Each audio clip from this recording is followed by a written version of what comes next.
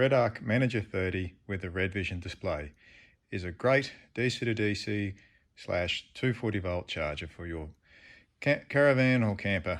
They're quite expensive. They're around the $1,900 to $2,000 mark, depending on where you get it from. Now, they have a new display, which is the Red Vision one. The older one was a smaller display, which was sort of lacking in detail, I thought. The new Red Vision display is much better, but the instructions that come with the Red Vision display on how it works are very limited.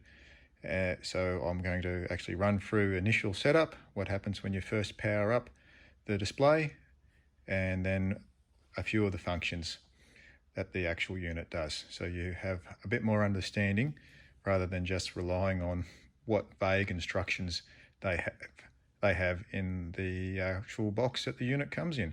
So we'll attempt to hook the battery up. We've got a lithium battery today, so we'll do this one-handed. As soon as you hook the unit up,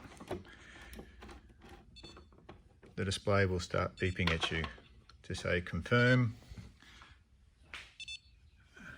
Get the glare out of that. Confirm battery settings. So we tick this, and it'll ask you to confirm the battery chemistry. We use these arrows here to change the chemistry, so we'll change it to lithium.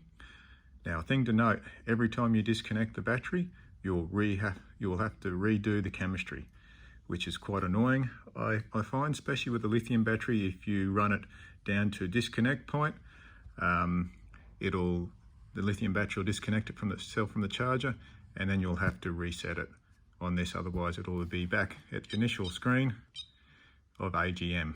Okay, so make sure you always check that you're at lithium. Now you set your current, so you use the arrow key down. Anytime you've got these green arrows, it means the screen can be moved up and down to select. So if I go all the way down, that bottom arrow will go white, which means there's no more to select. So maximum current, we've got it set at 30 amps. I've already mucked around with this a little bit. So that's 30 amps, and the capacity of this battery is 100 amp hours. So we will check it with the tick mark. It'll ask us to make sure, yes, are we certain we've got it right?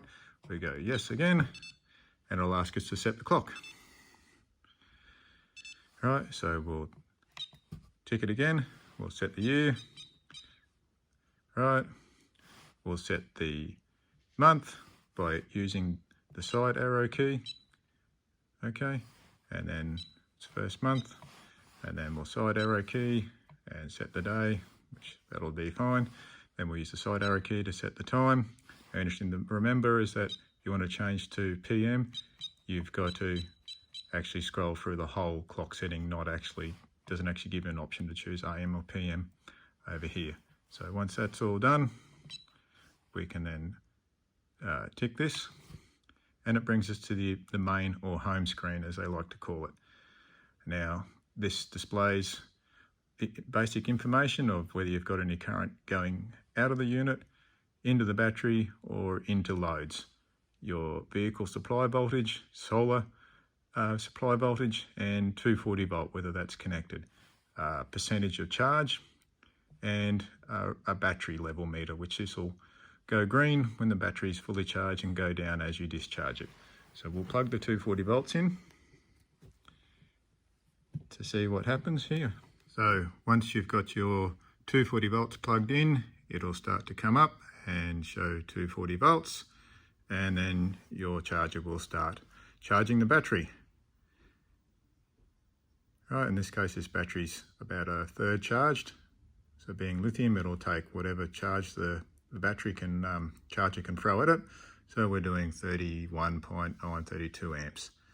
Now, one thing you'll note is the battery level doesn't show. Now, it won't show until you fully charge this battery, nor will the percentage. It doesn't say that anywhere in the instructions, so you think you've set up something wrong, but you haven't. You just got to let it fully charge the battery. All right, now this unit has several screens.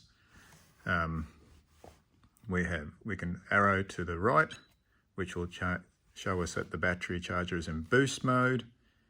It's putting 32 amps into the battery. There is no load, there is no solar, and the battery is currently sitting at 13.5 at 21 degrees C. Now we have these different monitoring setups. This shows us the state of charge over per hour, so how much charge we're putting in at each hour. We'll just arrow back like that. We can clear that screen by pushing this top button, or we can arrow back like that. Now this is the state of charge per day, so it shows you how full or how discharged your battery got in a 12 or 24 hour period, I should say. We'll arrow back. And then your solar input, so how much solar energy you've put in per day. Arrow back. Now we use the bottom key to arrow to the left, go past our home screen, and this is where we have all our settings. Now you can see there's a green arrow on the bottom here, which means we have multiple screens to choose from. Right, and at each screen has multiple settings that we can do. So we go back to the first one, display settings. This is your brightness, right? You can change your timeout. So this one here will turn the beeps off on your keys, turn the key backlighting off, so you eliminate the keys, and the home screen. So if you have this set down lower, it'll go back to the home screen within whatever time that you set it at. We can arrow down and we'll come to the standby timeout. This is when the screen powers down and goes blank, and you have to touch any button to wake it up. Right, and then we have our brightness settings to set the brightness of the screen. Okay, we'll tick that. The Bluetooth connection up here, right? The instructions of this are really good. I won't run through that. Now we have this one here, our clock format, Celsius or for temperature, and 24 to 12 hours, so that's all pretty straightforward. And we can set the time again on our unit from here. Okay, we'll go down a screen, and this is our screen that displays what mode the charger in. Now, as you know, this charger has a storage mode and a touring mode. It's currently on touring mode, and we just use the arrows and then tick it to change it. Right, simple as that. We don't want to do that.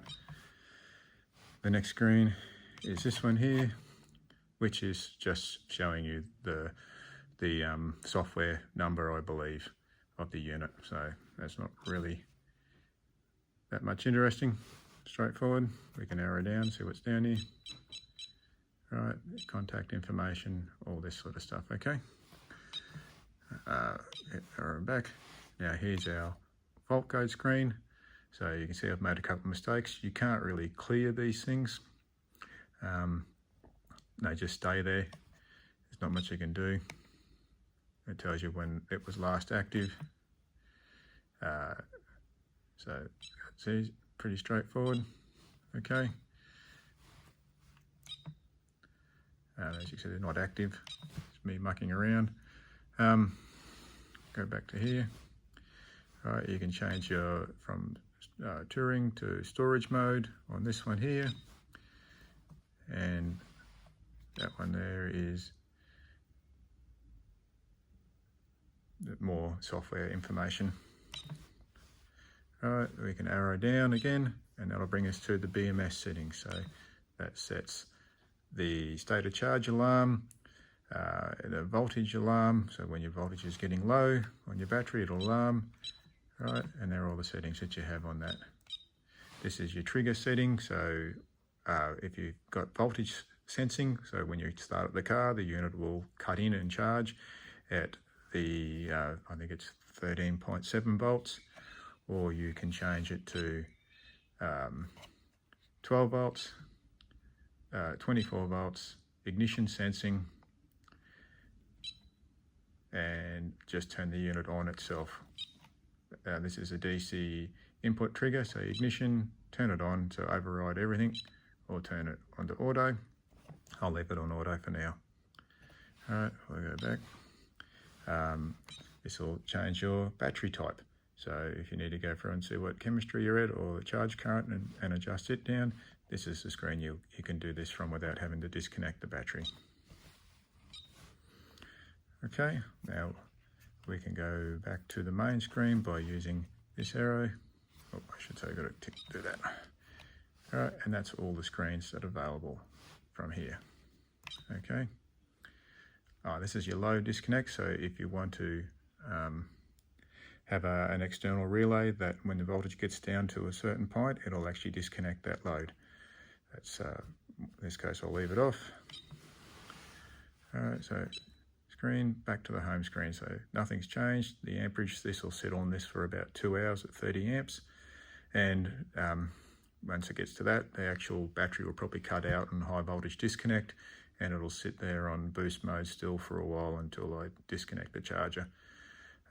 It's a bit of a weird thing that they do with lithium batteries, but that's just seems to be what it seems to be doing with this lithium battery I've got it on. Now the interesting thing to note is the fuse. Now get my multimeter leads out of the way. The fuse that they state you to use is a 40 amp. Now I found in warm weather, 40 amps with a lithium battery charging at 30 amps runs way too hot. 50 amp runs a lot cooler. So if you're like me and you live in a hot place, running a 50 amp fuse will be a better thing than running the recommended 40 amp. Just because of heat, it'll probably find it might melt if you're living in 36 plus degree areas trying to charge a battery. So that's one thing to sort of be note of. Just if you do hook it up, feel how hot it's getting with your hands, and just make sure that it's not running excessively hot. So even at that fuse, because of the style it is running slightly warm to the touch. Okay, another interesting thing that isn't stated in the manual anywhere that I could find was on the back of the screen. You have our CAN bus connector coming in. It has an end of line resistor that needs to be connected in. Now I couldn't find this anywhere, so just remember it's floating in the box that the Red Vision display comes in, and you need to have that plugged in to the back of the display. Right, so hopefully that's covered everything that you would need to know about this, and that if you go down that line of purchasing one of these things, just be wary that when you first hook it up, you can make fault codes by not having things connected up properly like I've done, and your display will not show anything until it's done a full charge cycle. Okay, bye for now.